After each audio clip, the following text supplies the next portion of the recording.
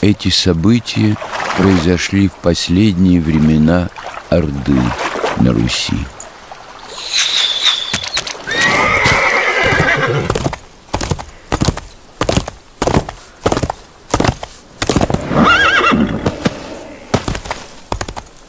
Моя матушка рассказывала мне, что я появился на свет во время грозы и отчаянно кричал, испугавшись раскатов грома. Я рос трусливым малым.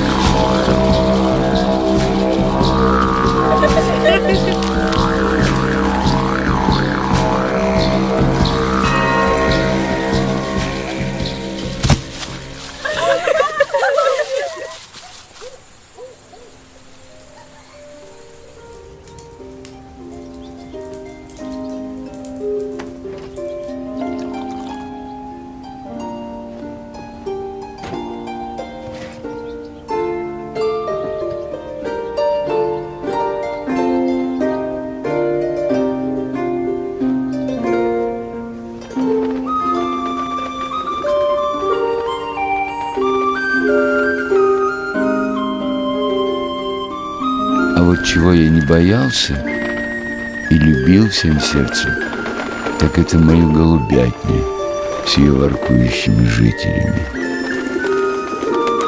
Однажды песни моих глиняных птиц долетели до княжеских окон, и юный княжич Михаил очнулся от своих хворей. Меня позвали к княжескому двору и приказали развлекать Михаила. Княжич Михаил был немного чудной. У него были взрослые глаза и тихий нрав.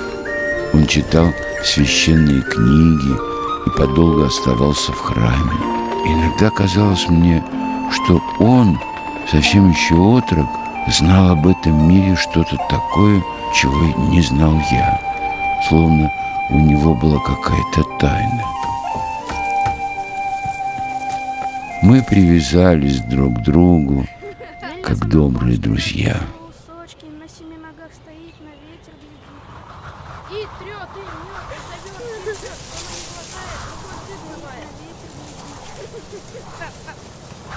Смотри, какой чудной.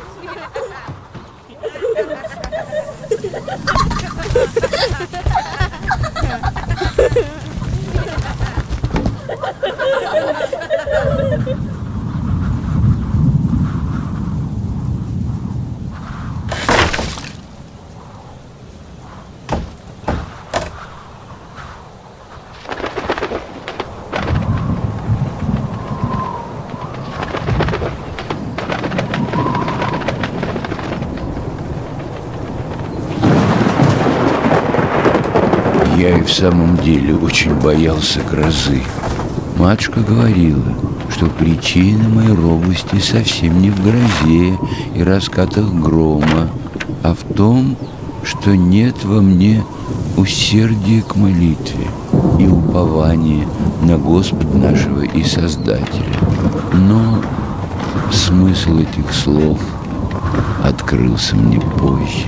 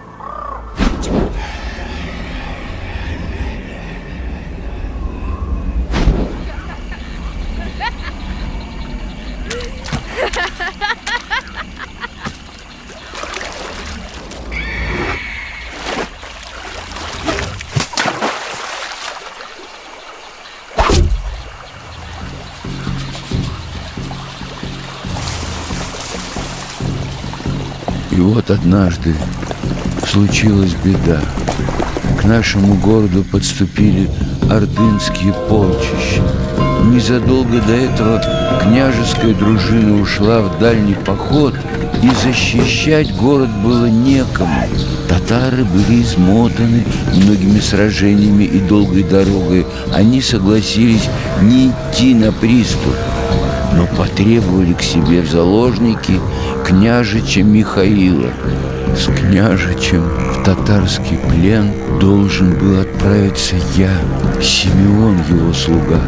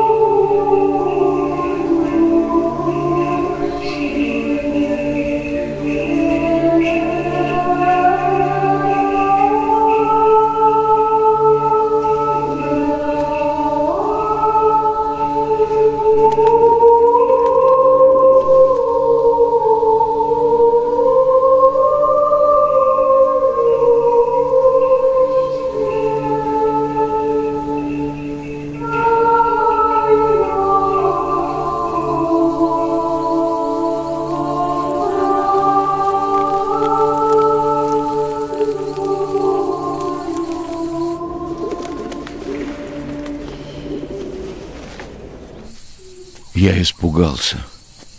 Я был готов провалиться сквозь землю от страха, превратиться в мышь, в муравья, в лягушку, в ужа, только бы не идти с княжичем в плен к жестоким кочевникам на верную гибель. И я спрятался. Понимал, что предаю мой город и мой народ, но я ничего не мог поделать с собой.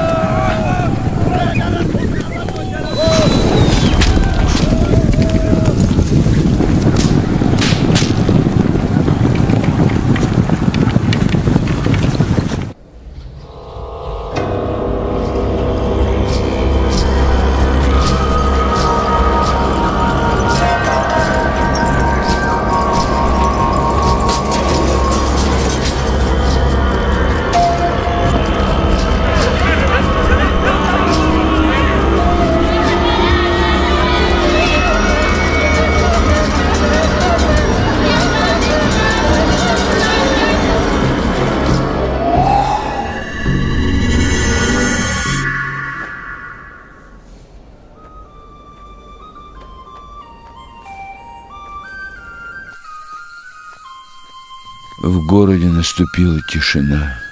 Меня уже не искали, обо мне забыли. И тогда я понял, что сделанного уже не вернуть. И теперь я навсегда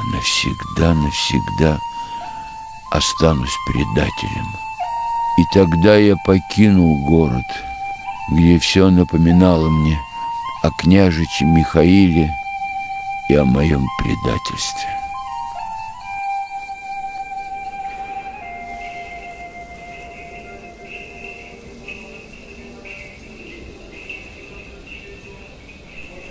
И долго потом скитался я по земле, и был я словно сухой лист, гонимый ветром.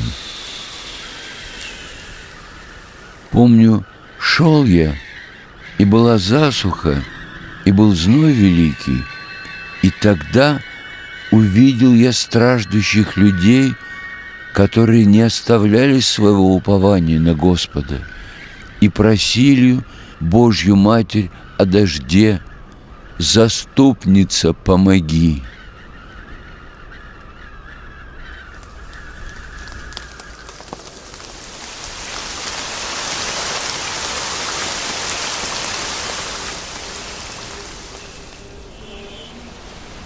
В другой день, помню, и в другом селении рожала женщина. Роды были тяжелыми, и она умирала. Близкие со слезами на глазах молили и просили Господа о помощи: «Заступница, помоги!» И Матерь Божия умолила Господа даровать ей благополучное разрешение. Женщина родила дитя и сама осталась жива.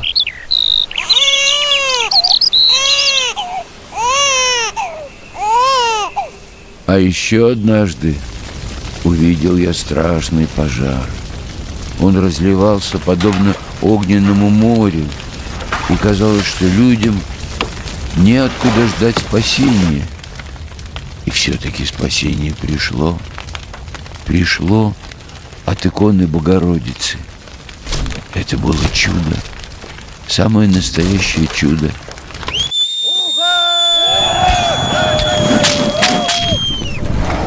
Так Господь вел меня своими трудными путями, но я еще не знал, куда приведут меня эти пути.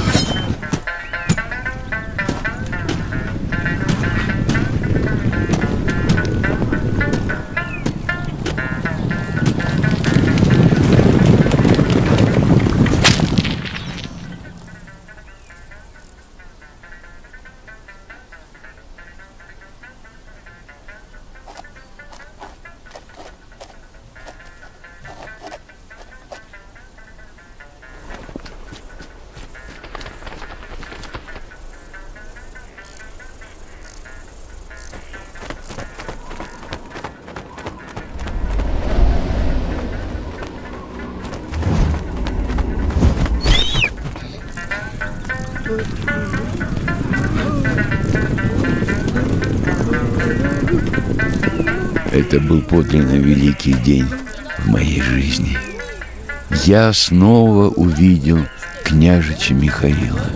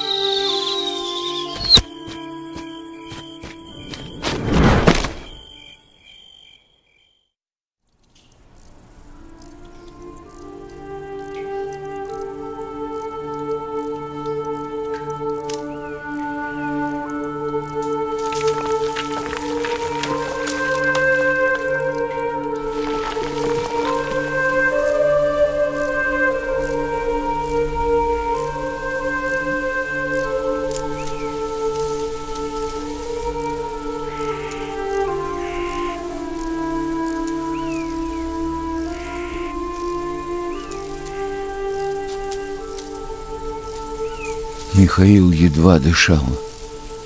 Глаза его были закрыты, а губы шептали: «Они делают стрелы, они седлают коней. Скорее, скорее, надо успеть, успеть».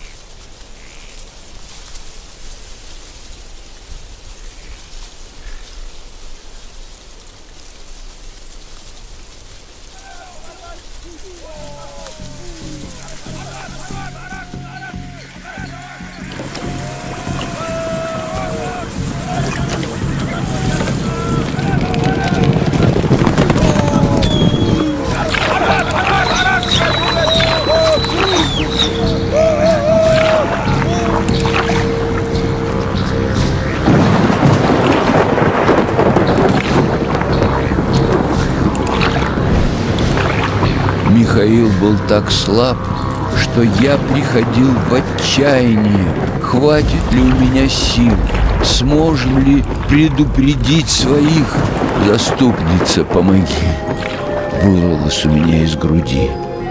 И вдруг я почувствовал, что малодушный страх, который всю жизнь преследовал меня, в это мгновение отступил.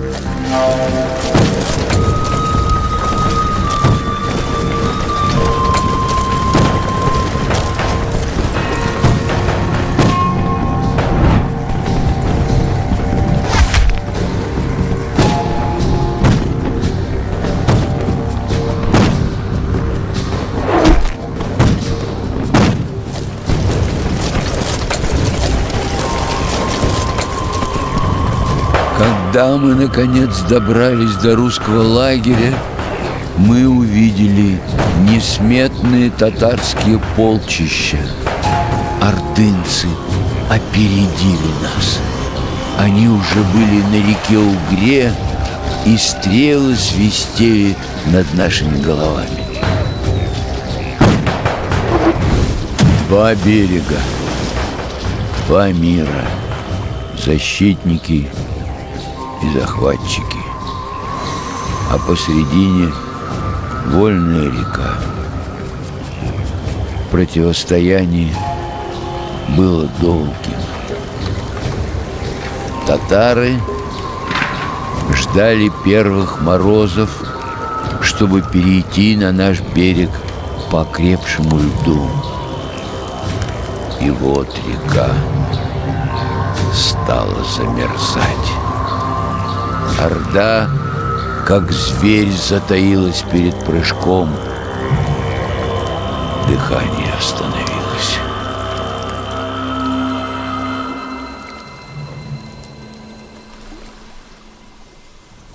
Молитва заговорила в моем сердце голосами молящихся о дожде людей, страждущей женщины, криками горожан в горящем городе и силой чуда, великой помощи Пресвятой Богородицы. Душа моя открылась, и мир переменился навсегда.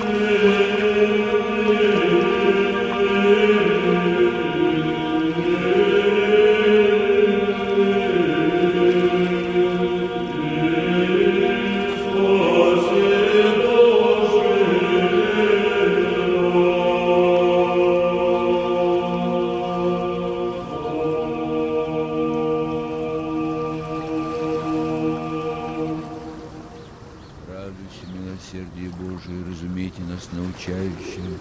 Радуйся, Мати Божия, матерную любовь к нам грешным простирающая.